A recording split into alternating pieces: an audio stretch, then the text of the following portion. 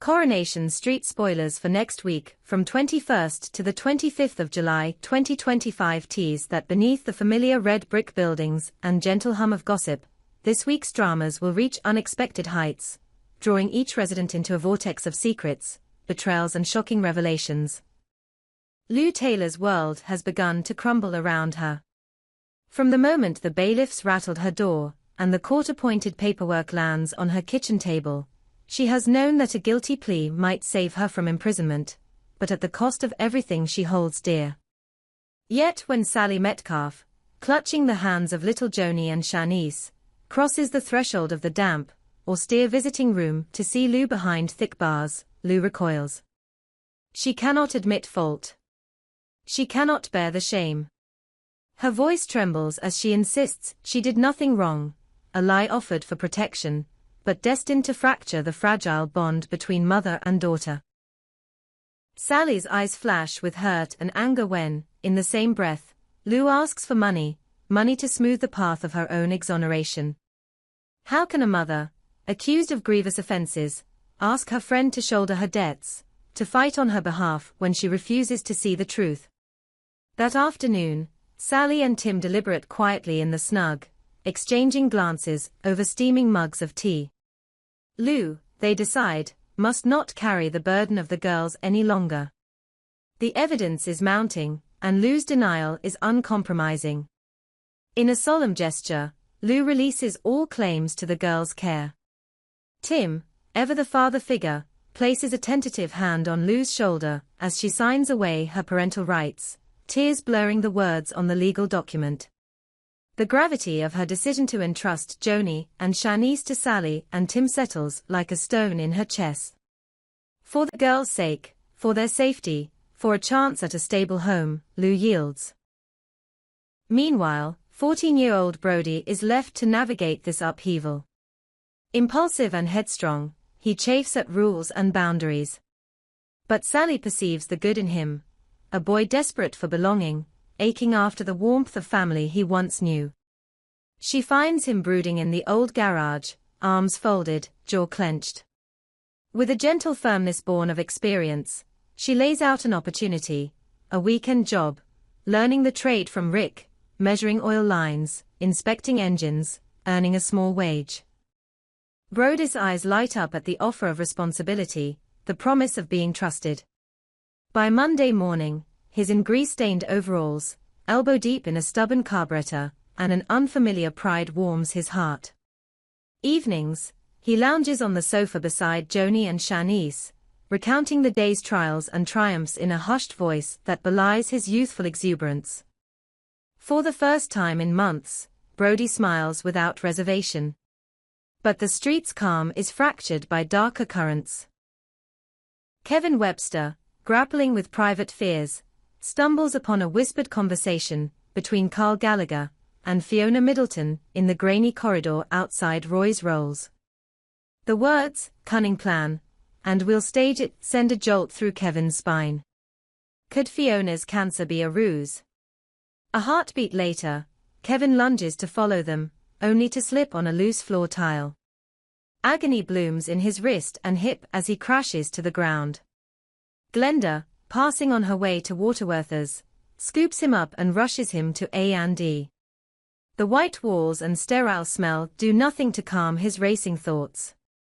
Later, in the glare of the hospital's fluorescent lights, Kevin confronts Carl in a hushed corridor. Fingers white-knuckled on his crutches, he blurts it out, "It's all fake, isn't it? You two have been conspiring, playing us for fools." Carl's composed facade fractures. He leans in, voice low, warning Kevin that if he breathes a word of Fiona's medical chart, or their scheme, ABI, Kevin's oh-so-trusting partner, will learn of Kevin's own infidelities first. The threat drips between them like poisonous sap. Clenched fists and overheated tempers erupt into violence. Kevin lashes out, and Carl staggers back, a purple bruise blooming beneath his left eye, crimson droplets trailing where his nose bleeds. As Carl stalks off into the ward's gloom, he glances back over his shoulder. "Don't think I'll let this rest," he hisses. Across the cobbles, Debbie Webster's memory continues to betray her. Mild forgetfulness has grown into alarming lapses, misplacing keys in the fridge, wandering into shops and forgetting why she entered, even momentary confusion in conversation that leaves loved ones blinking in concern. Ryan Connor, ever protective, steps in to guide her through a humiliating confrontation when Debbie snaps at a neighbor over a perceived slight. Her harsh words sting, and though Debbie's apology is stiff, it's Ryan's calm mediation that prevents a scandal.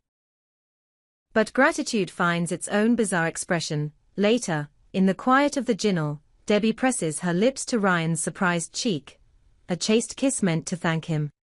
Ryan recoils, heart pounding at the unexpected intimacy, and burdens himself with the secret as he confides in Ronnie Pickering, "She kissed me, like friends do, but, you know."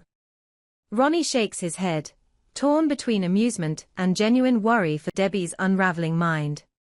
Julie Karp, who once swore loyalty to Debbie in childhood, listens in sympathetic silence as Debbie recounts her shame and fear of forgetting everything dear to her. Julie's eyes glisten with empathy, though both know that love alone won't halt the creeping shadows in Debbie's mind. Meanwhile, further down the street, tension ignites between Todd Grimshaw and Noah Dingle. A simple misunderstanding at number 9's back garden escalates when Todd, grappling with insecurities about his art and place in Weatherfield, lashes out, throwing a brick through Noah's window and shoving him to the pavement. Noah's cry draws neighbors to their doorsteps.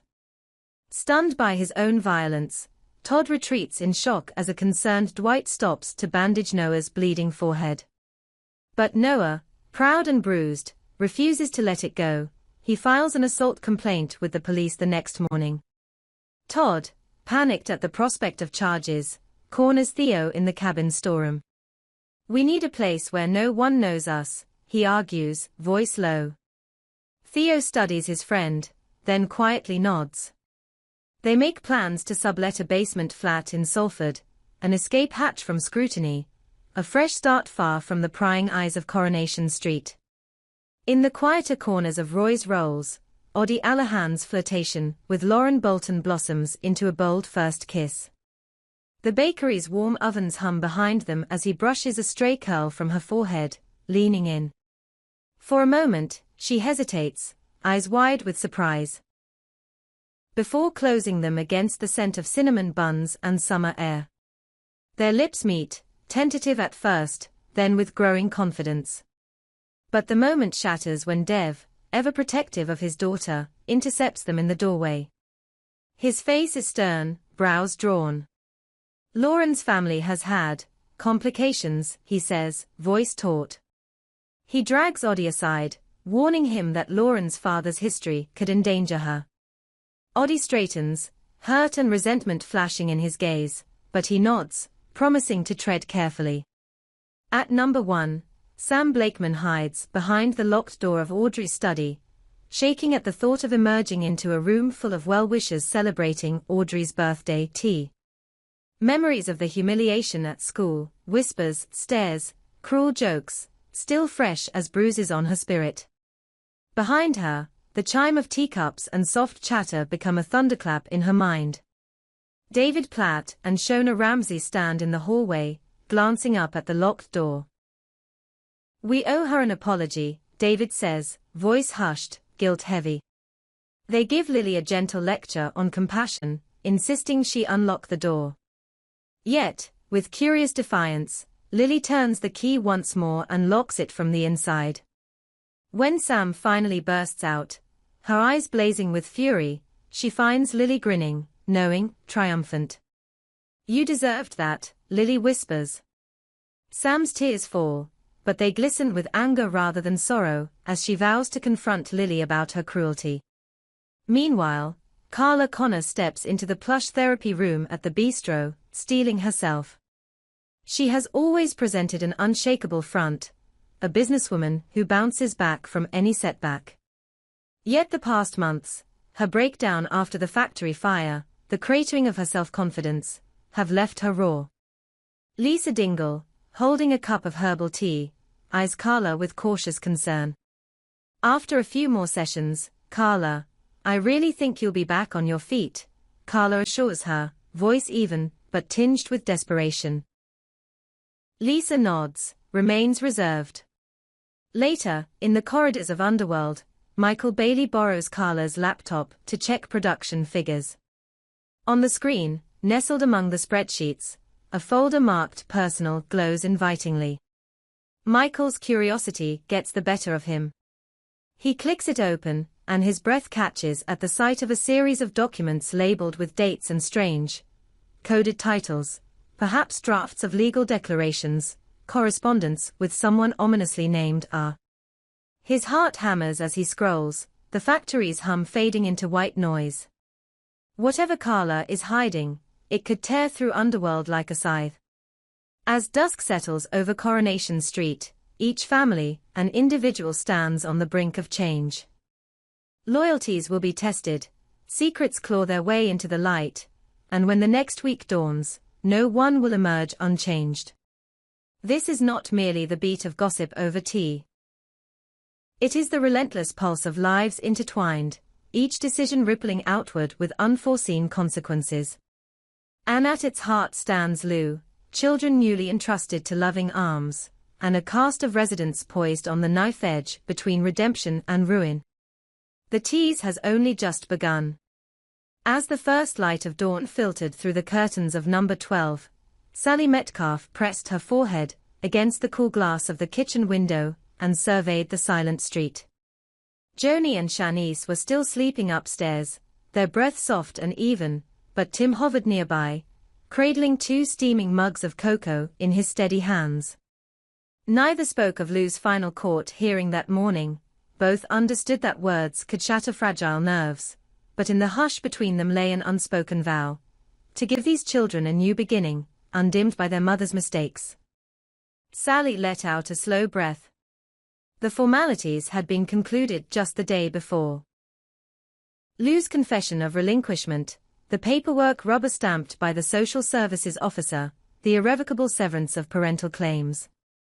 Now the real work began.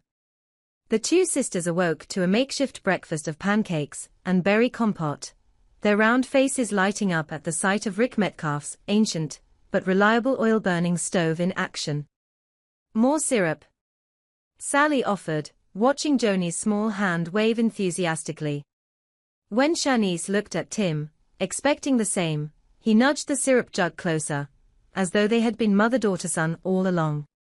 In the warmth of that kitchen, laughter began to crack open the sorrow that had settled over them all.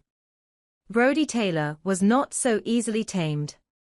Still reeling from the whirlwind of change, his mother in custody, his little sisters claimed by strangers, his own status in limbo, he had retreated to the backyard of the old garage, fists pummeling the grip of a battered football.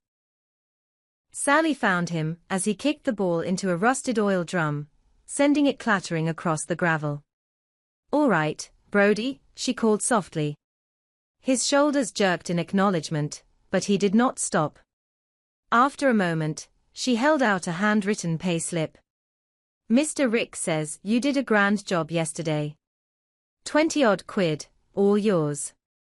He skidded to a halt, eyes narrowing. Sally dared not smile too broadly. He was 14, old enough to smell a patronizing offer. But the lump in his chest loosened when she added, "He says if you keep at it, you could learn everything there is to know about engine rebuilds." That afternoon, Brody arrived at the garage in crisp blue overalls, the name Taylor sewn above the left pocket. Rick, oil-smudged and grizzled, handed him a wrench and motioned toward the engine block of a classic VW Beetle. "Keep your eyes on the oil filter housing. If it's a hair's breadth out, the whole thing floods." Under Rick's watchful gaze, Brody's hands trembled at first, but soon he settled into the familiar rhythm of mechanical work: twist, pull, replace, tighten. The rattle of pneumatic tools, the acrid scent of burnt oil. By day's end, Brody's muscles ached with honest labor. When he trudged home, Sally met him at the gate. "You did well today," she praised as he climbed the front steps. He shrugged, hand going to his neck where the overalls sat too loose now. "I'm not just doing it for the money," he admitted. "I kinda like it." Sally caught his eye, and in that unspoken exchange, she saw the glimmer of pride she had hoped for. Across town, Fiona Middleton paced the empty sitting room of her flat. Ever since Kevin Webster had cornered Carl Gallagher in the hospital corridor, Fiona's calm facade had cracked. She'd kept the truth about her cancer close. Her bone marrow biopsy was inconclusive, her specialists divided. To acknowledge uncertainty was to invite panic, and panicked actions could blow everything apart. Carl leaned against the door frame, arms folded. "He slipped up," Fiona muttered, voice low. He overheard. Carl's expression hardened. "We deal with Kevin, or he deals with us. Whichever comes first." She shook her head. "No threats. No more manipulation. If he says he'll expose us, we win this now, before it goes any further." He swept her into his arms. "Trust me." Later that night, Fiona called ABI Webster under the guise of friendship. "I'm scared," she confessed, voice cracking. Everything could be ruined. She hinted at a deep betrayal, knowing ABI's quick mind would suspect Kevin. When ABI arrived, distraught, Fiona feigned helplessness, bloodshot eyes and trembling hands. As they embraced, Fiona's heart pounded. Her plan to pit Kevin's secret infidelity against his suspicion had already taken root. Meanwhile, Kevin Webster lay restless on a borrowed futon at Glenda Shuttleworth's flat. His hip had mended quicker than expected, but his anger festered. Glenda fussed over his meals and administered sympathy in measured doses, her own victory against loneliness. Kevin stared at his phone screen. A half-typed message to ABI, warning her of Fiona's deceit and pleading with her to wait. But he could not send it. What if ABI never forgave him for dragging her into this mess? He scrolled instead through photos of him and ABI, laughing by the canal, wrapped in each other's arms at the Christmas market. Somewhere in the serenity of those images lay the version of himself he had lost. On the corner of Weatherfield, Debbie Webster clutched her purse as she stood before the bakery window, staring at the display of Chelsea buns. In the past weeks, she'd wandered Rainbow's supermarket aisles, bewildered by labels, forgotten to collect Shanice from playgroup. Even locked her front door with the key inside. Each lapse struck a fresh blow to her confidence. That morning, she'd snapped at a passing courier, who rang her doorbell too forcefully. His astonished stare had brought her shame, and it was Ryan Connor, who had knelt beside her on the doorstep, brushing away a tear she refused to acknowledge. He had escorted her through a breathing exercise, naming the scents in her home, anchoring her until the storm passed. Now, as she gazed at the bakery, she felt the urge to taste normalcy, to buy a bun as she once did, without forgetting her wallet. Gathering courage, she entered, only to find the shop empty except for Julie Karp, leafing through a magazine behind the counter. Julie looked up, smiled, and reached for a silver tray. "Morning, Debs. One Chelsea bun." Julie's voice was warm, but not pitying. Debbie closed her eyes and nodded. When Julie handed her the pastry, Debbie's fingers trembled. She thought of placing the money on the counter. Anne could not. I'm sorry," she stammered, stepping back. "I can't remember if I left my purse in the car." Julie's brow furrowed, but she only said, "Take it. Consider it a gift." When Debbie tried to refuse, Julie simply placed the bun in a small paper bag and patted Debbie's arm. "Come by anytime. You're not alone here." Debbie blinked back tears, her heart warming at the kindness, yet the persistent fog in her mind whispered, "What if I forget again?" Meanwhile, on a darkened stretch of cobblestones, Todd Grimshaw and Theo Hawthorne met beneath the glow of a street lamp. In Theo's coat pocket rested the keys to a flat in Salford, cheap rent, no questions asked. Todd clasped them, hesitated. I can't walk away from home, he murmured. All my art, my connections, they are here. Theo placed a hand on Todd's shoulder. You're suffocating. You need space to breathe. We'll build something new. Todd's gaze drifted to the distant lights of Coronation Street. Memories surged. The laughter at number 7's veranda, the anxious excitement of his first art exhibit in Roy's Rolls Gallery. What if I regret it? He asked. Then we go back, Theo replied with quiet conviction. But right now, this is our chance. Todd slipped the keys back to Theo and nodded. The resolution in his eyes gleamed like a beacon. High above the bustle of the street, in the soft lamplight of number 2, Oddie Allahan sat beside Lauren Bolton on her window seat. The scent of freshly baked stromboli drifted from the kitchen below. Their lips met in a gentle kiss, a promise of youth and possibilities. Outside, night birds called, as though celebrating the secret of first love. A few floors down, Dev Bolton watched his daughter's silhouette through the window. His heart constricted with paternal dread, as he recalled his own father's mistakes. He climbed the stairs and cleared his throat. Oddie jumped, heart in his throat. Lauren turned, cheeks pink. Dev's voice was calm but firm. Lauren, I know what it's like to be young. But you need to know what you're getting into. Our family history, it can be messy. Oddie stood and offered his hand. Sir, I care for Lauren more than for anything. I'll protect her. Dev studied him, weighing his sincerity. Finally, he nodded. Then prove it. Back on the ground floor, Sam Blakeman pressed her back against Audrey Roberts's study door, her face in shadow. In the past weeks, the isolation she'd felt at school, the whispers, the sideways glances, had driven her into silence. So when Audrey and her guests clinked teacups in celebration, just beyond that door, Sam could not bear the thought of forced smiles. David Platt and Shona Ramsey hovered outside, guilt etched on their faces. She needs to know we're sorry, David insisted, his fingers twitching at the lock. Shona sighed. Give her time. She's hurting. But Lily Platt, small, fierce, opinionated, stood between them, arms folded. You both should be ashamed, she said. She doesn't owe anyone anything. When Sam finally unlocked the door, she found Lily smirking. The confrontation that followed was raw. Sam's tears glistened in the soft light, as she accused Lily of betrayal, and Lily's defenses hardened with every word.